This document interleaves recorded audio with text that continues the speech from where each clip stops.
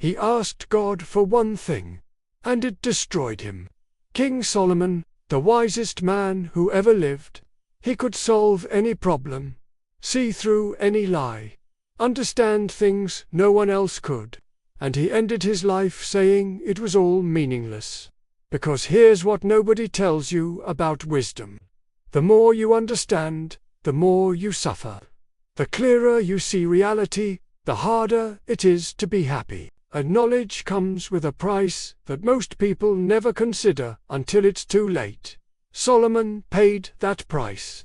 And what he learned about wisdom could save you from making the same mistake. So let's go back.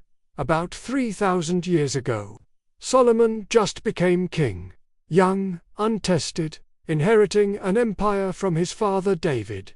And he knows he's not ready. He knows he doesn't have what it takes to lead millions of people. So one night, God appears to him in a dream, and God says, "Ask for whatever you want. Anything, money, power, long life, victory over enemies, whatever." And Solomon makes a choice that changes everything. He asks for wisdom, not wealth, not power, just the ability to understand, to see clearly, to know the difference between right and wrong, to lead wisely. God grants it. And overnight, Solomon becomes the wisest person on earth. He can solve problems nobody else can touch. He can see patterns others miss. He understands human nature at a level that seems superhuman. He becomes famous for it, legendary, and at first, it's incredible. People come from all over the world just to hear him speak, to ask him questions, to learn from him. He writes thousands of proverbs. He judges cases that seem impossible. He builds an empire through wisdom instead of war. But then something starts to happen. Something he didn't expect. The wisdom that made him powerful starts making him miserable. Because wisdom isn't just seeing the good. It's seeing everything. The patterns, the cycles, the way history repeats. The way people make the same mistakes over and over. The way everything that rises eventually falls. The way nothing lasts. And once you see that clearly, you can't unsee it. You can't pretend anymore. You can't be naive. You can't have the comfortable illusions that keep most people happy. Solomon writes about this later.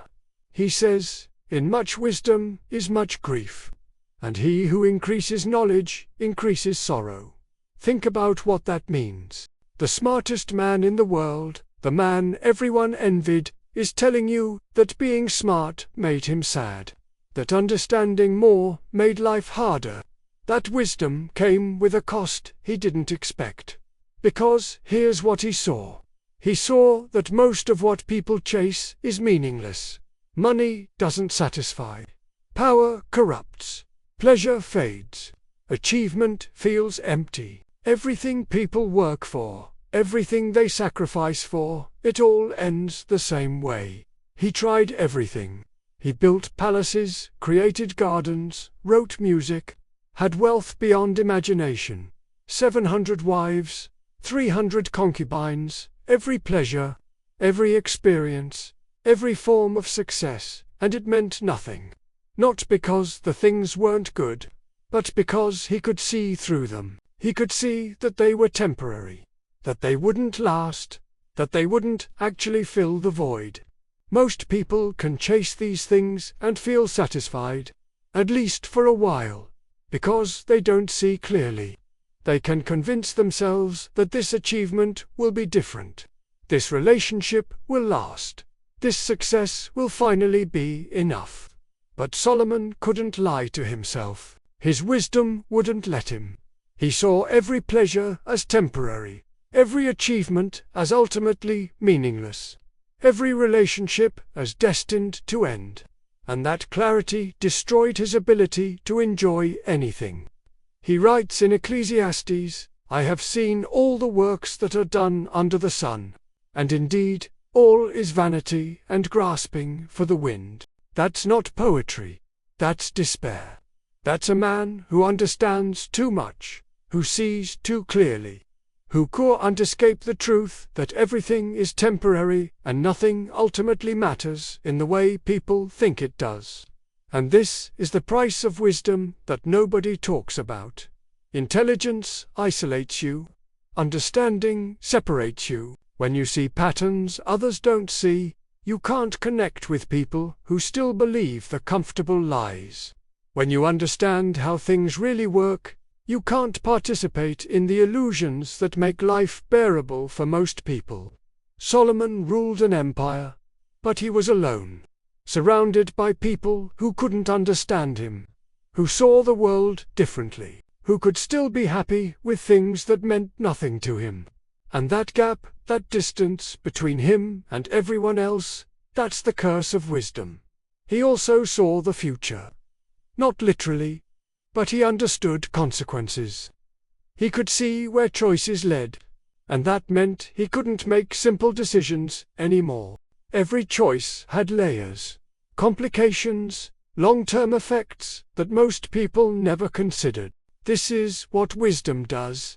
It complicates everything. It removes the simplicity that makes life easy. You can't just enjoy a moment because you see how it will end. You can't just pursue a goal because you understand it won't satisfy you.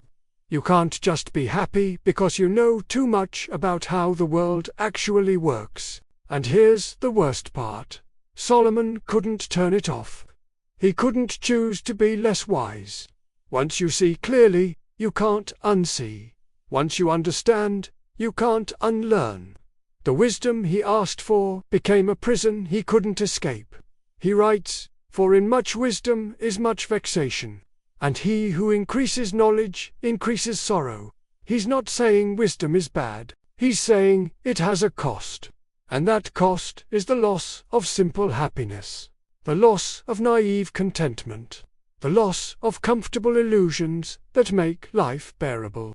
Now let's bring this to your life, because you're probably chasing wisdom too. You're reading, learning, trying to understand more, develop yourself, see clearly, and that's good. That's valuable. But you need to know what you're signing up for, because the more you understand, the harder it gets. You start seeing through things that used to satisfy you. You start noticing patterns in people's behavior that you can't ignore. You start understanding how systems work in ways that remove the magic. Think about relationships. When you were younger, love felt simple, magical. Now you understand attachment styles, trauma responses, psychological patterns. And that understanding doesn't make relationships better. It makes them more complicated, more analyzed, less magical. Or think about success. When you didn't know better, you could just pursue goals with simple motivation. Now you understand dopamine, hedonic adaptation, the way achievements don't actually create lasting happiness, and that knowledge makes it harder to chase anything with pure enthusiasm. Or think about society. The more you understand about history, economics, politics, human nature, the harder it is to have simple faith in anything. You see the corruption, the patterns, the way the same problems repeat, and that clarity removes the comfort of believing things will get better. This is Solomon's curse. This is the price of wisdom. You trade happiness for understanding, simple joy for complex truth, naive contentment for clear sight. And you can't go back. So what do? Solomon's answer at the end of his life was simple. After trying everything, after seeing through everything, after understanding that it's all ultimately meaningless, he comes to one conclusion: fear God and keep his commandments. That's all that matters. Everything else is just noise. Now, whether you're religious or not, here's what he's actually saying. There's something bigger than you, bigger than your understanding, bigger than what you can see. And until you connect to that, until you find meaning in something beyond just your own wisdom, you'll stay miserable. Because wisdom alone isn't enough. Understanding alone doesn't create meaning. Intelligence alone doesn't make life worth living. You need something else. Something transcendent. Something that gives purpose beyond just seeing clearly. For Solomon, that was God. For you, it might be something else. But the principle is the same. You can't live on wisdom alone. You need meaning, purpose, connection to something that matters even when everything else feels meaningless. This is what separates wisdom from despair. If all you do is see clearly, you'll end up like Solomon in his darkest moments, seeing everything as meaningless, suffering from understanding too much, trapped in a prison of your own intelligence. But if you can see clearly and still find meaning, if you can understand the patterns and still engage with life, if you can be wise and still maintain some capacity for joy, then wisdom becomes a gift instead of a curse. That's the balance Solomon struggled to find. And it's the balance you'll need to find too, as you gain more understanding. Because the wisdom you're chasing will change you. It'll remove illusions. It'll complicate your life. It'll separate you from people who see things simply. And when that happens, you'll need something to anchor to. Something that gives meaning beyond just understanding. Something that makes the burden of wisdom worth carrying. Solomon had everything. And wisdom showed him that everything wasn't enough. But he also discovered what was enough. And he left that message for anyone else who would be wise enough to listen. Wisdom has a price, but it also has a purpose. The question is whether you're willing to pay the cost and find the meaning. Because both are required, and most people never do either. Subscribe to discover what ancient wisdom costs and what it's worth.